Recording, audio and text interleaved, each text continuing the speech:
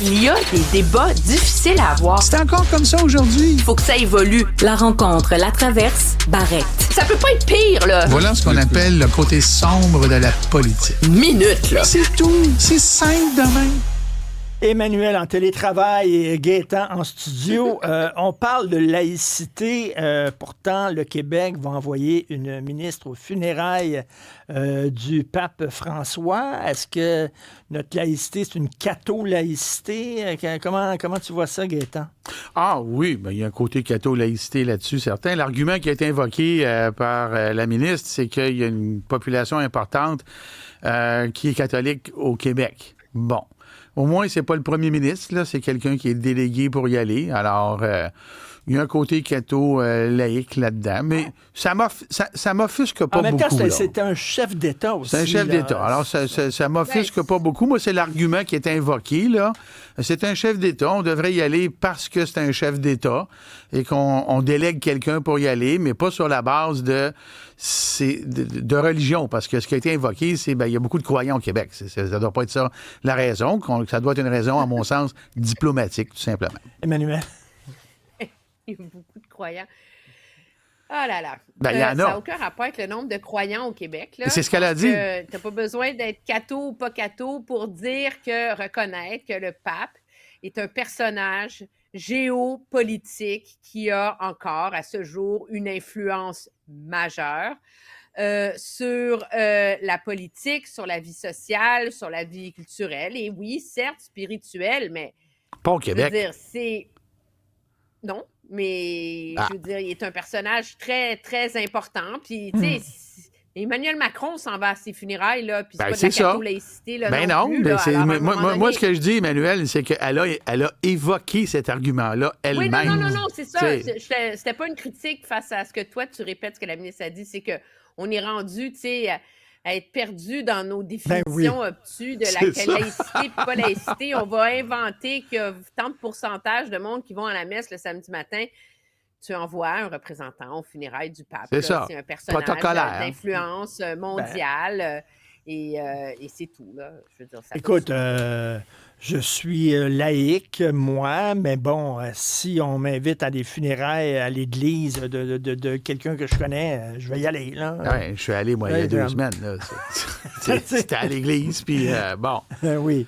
Mais quand même, le prêtre, à des funérailles où je suis allé récemment, a dit aux gens dans la salle, si vous n'êtes pas croyant, vous ne pouvez pas communier. Hein? J'ai trouvé ça bien correct. Ben oui. Je restais assis. Emmanuel, on a parlé de la plateforme chiffrée là, du Parti conservateur, mais qu'en est-il du Parti libéral? Il a l'air aussi dépensier que Justin, M. Carney.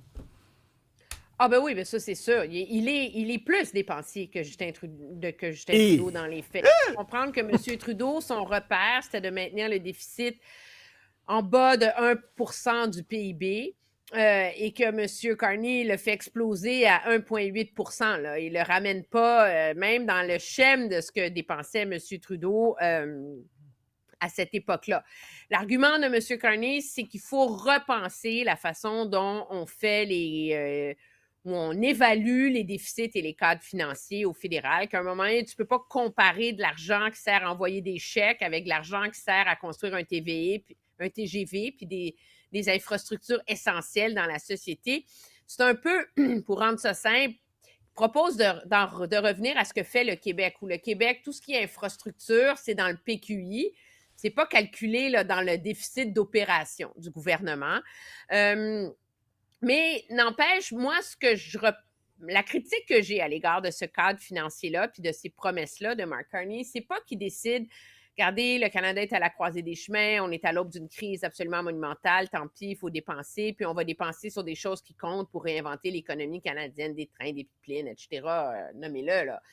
Le problème, c'est qu'il fasse ça, c'est une chose, mais c'est qu'on ne s'est pas donné la peine d'épurer cette plateforme libérale qui avait été écrite à l'époque de Justin Trudeau, puis qu'on se sent obligé de continuer à distribuer des nananes à droite et à gauche pour tout le monde. Est-ce que c'est vraiment la job du gouvernement fédéral d'organiser des subventions pour le salaire des préposés aux bénéficiaires? Est-ce que c'est la job du gouvernement fédéral de mettre en place un programme pour financer des cycles de fécondation in vitro. Je veux dire, à un moment donné, ça ratisse tellement large que c'est là, objectivement, qu'on est encore dans la logique d'un gouvernement fédéral qui élargit sans cesse son champ d'action dans les champs de compétences des provinces. C'est le cas, entre autres, sur la santé, où on a des fonds pour construire des cliniques et des hôpitaux. Bravo pour Maisonneuve-Rosemont, mais quand même. De l'argent pour former des nouveaux médecins, etc. C'est pas la job du gouvernement fédéral de faire ça. Et donc, elle est là, je pense, principalement, la critique. Ce qu'on dit en coulisses chez les libéraux, c'est « faites-vous-en pas, une fois qu'il va être au pouvoir, il va prendre la plateforme électorale, puis il va sacrer aux poubelles, puis il va bien faire ce qu'il veut. » Ben, tant mieux si on est en train d'élire, je veux dire, un leader érudit, philosophe et bienveillant qui saura guider la nation vers une prospérité et des vallées verdoyantes. Mais je pense que ça illustre à quel point c'est une campagne électorale qu'on a dit importante, mais dans le cadre de laquelle il n'y a eu aucun vrai débat substantiel sur où s'en va le Canada. Et Gaétan, moi, je pensais que les gens, ça les inquiétait, un déficit record, la dette et tout ça. Le Parti libéral du Canada, pendant 10 ans, ils ont créé un déficit record. Ils sont prêts à voter pour un gars qui va être encore plus dépensier que son prédécesseur. L'histoire se répète. Je te rappelle, Richard, que Justin Trudeau avait été élu en 10 ans. On va faire un petit déficit. Pas trop gros, mais on va en faire un pareil. Bon, il a été gros. Alors, ça fait la démonstration que les déficits, c'est pas un enjeu électoral numéro 1 dans l'esprit des gens. Et ça, c'est tout à fait normal. Les gens, c'est normal, ils sont à quelque part. Les gens votent dans leur intérêt personnel, pas nécessairement dans l'intérêt global de la société. Et l'intérêt personnel premier demeure son propre portefeuille, donc, son pouvoir d'achat. Coupe mon voisin, coupe mon beau-frère, mais pas moi. Ça dépend de l'orientation politique dans laquelle tu es. Si tu es un conservateur pur et dur à la Pierre Poilievre, tu coupes le gouvernement. Si, mettons, tu es Québec solidaire, va chercher de l'argent dans la poche de mon voisin pour me donner des services à moi. Si tu es entre les deux, tu es entre les deux. Mais il y a une chose qui est certaine, il n'y a personne qui veut qu'on aille chercher dans son propre porte-monnaie. Et là, regarde, tous les partis sont arrivés avec leur cadre financier après le débat. C'est pas un hasard, là, ça. C'est parce qu'ils savaient bien, tout le monde, là, qu'il n'y avait pas un seul cadre financier qui allait tenir la route. Et là, on le voit, ça tient pas la route. Et non seulement ça tient pas la route, on invente des nouveaux concepts qui n'existaient pas. Mark Carney, c'est ça qu'il fait. Et Pierre Poilievre, lui, il dit, regardez, moi, je suis tellement bon là, que je vais faire sortir de la terre des millions de maisons qui vont faire en sorte que je vais avoir un retour en taxes et impôts, puis je vais éponger le déficit comme ça.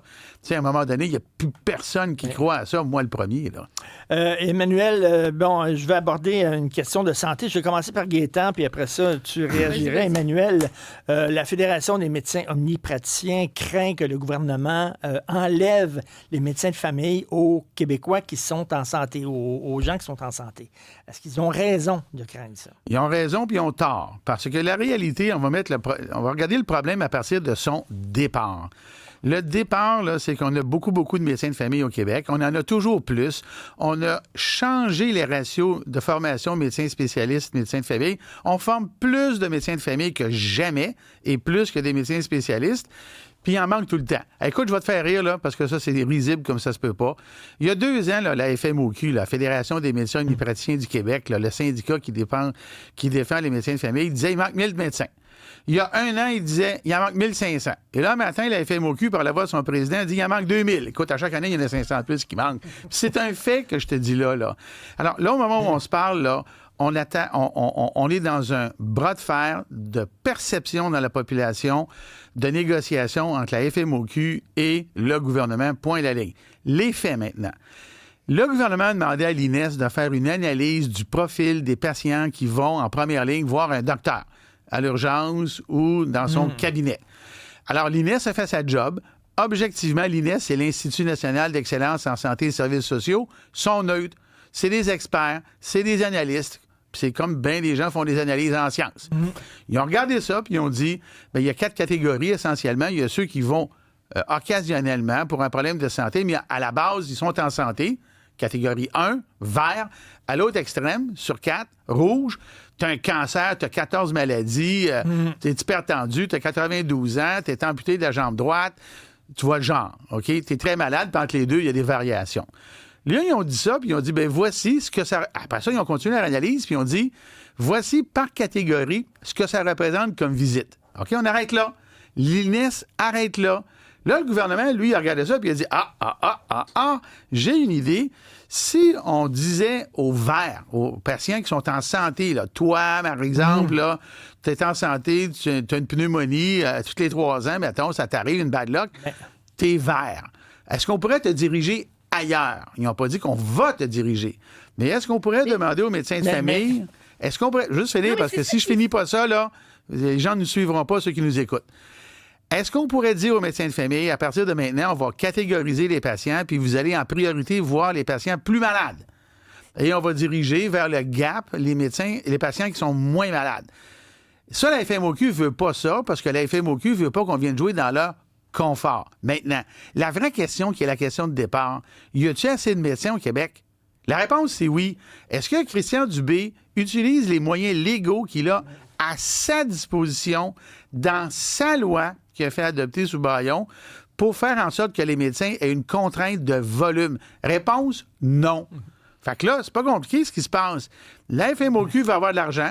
Là, le gouvernement va avoir une prise en charge des patients plus malades. Et là, il y a la négociation. Puis là, tout le monde s'énerve sur la place publique. Emmanuel. Oui, mais moi, je peux pas comprendre que le gouvernement est prêt à aller jusque-là.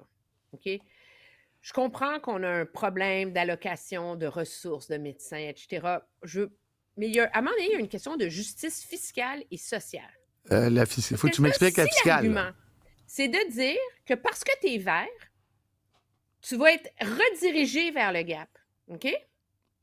Parce que d'habitude, tu n'es pas malade. Fait que tu n'as pas le droit d'être malade. Mais excuse-moi, là, même si, tu sais, prends toi ou moi, là, moi, je paye mes impôts.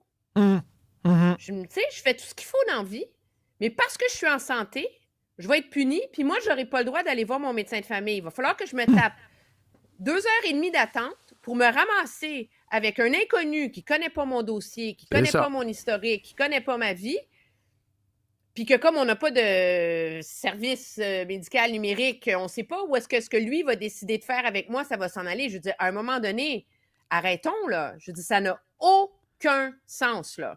Alors, tu vas punir les gens qui ont un médecin de famille et qui sont en santé sous prétexte que tu n'es pas capable de mettre en place un système pour t'occuper des gens. Donc, on va punir les gens qui font de l'exercice, qui ne fument pas, qui s'alimentent bien, qui font attention à leur santé, qui préviennent les problèmes de santé. Tu es un parent, tu as une ado, elle est malade, il arrive quelque chose, ben toi, il faut que tu ailles te taper l'urgence. Même si tu payes tes impôts, tu n'es plus un citoyen à part entière parce que tu n'as pas atteint le statut de quota de maladie. Écoutez, on n'est pas dans un pays communiste. Oui, mais Emmanuel, tu as parfaitement raison, mais ce qui n'a pas de sens, parce que ça, c'est tout un grand exercice de diversion. Ce n'est que de la diversion politique, parce que Christian Dubé, qui a mis dans ses lois, il les a écrites, ces articles-là, il a écrit des articles qui peuvent forcer, depuis 2018 que c'est là, en fait, même avant ça. À prendre plus de patients. Exactement. C'est dans la loi, c'était dans la loi 20 d'avant. La CAQ est arrivée, il y avait ça à sa disposition, il ne l'a pas fait. Il les a pris, il les a mis dans sa loi 15. Après ça, il les a envoyés à Santé Québec et il n'y a personne qui fait rien. Et là, on fait des patentes à gosses comme celles dont on discute, alors qu'on sait très bien, très bien, chiffres à l'appui, et ils sont dans l'INES, qu'il y a assez de médecins au Québec. Emmanuel, c'est comme si, mettons, tu payes tes assurances, puis, tu sais, il t'arrive rien dans ta maison, mais là, quand il t'arrive de quoi, mais tu n'as pas eu assez d'accidents au cours des derniers mois. Ben donc, oui, c'est ça. Tu sais, ton char n'est pas assez poqué, on ne va pas le réparer. Écoute, j'en ai de meilleur que ça. Nous, pour les assurances, on s'occupe seulement des pertes totales. Regarde, j'en ai de meilleur que ça. Si tu vas aux États-Unis, dans les HMO, là, qui sont des compagnies d'assurance, bien, tu as une obligation, tu as une contrainte. Voici le volume que tu dois faire. Voici le nombre de patients que tu dois prendre en charge. Puis voici le nombre de visites par jour que tu dois donner. Nous, on a un gouvernement qui est mené par François Legault, qui est un ministre de la Santé bien populaire, qui a des lois pour permettre ça, puis il ne fait pas. Et là, il arrive avec les patates à gosse demain. Merci beaucoup à vous deux. À demain. Bye. Bonne soirée. Wow.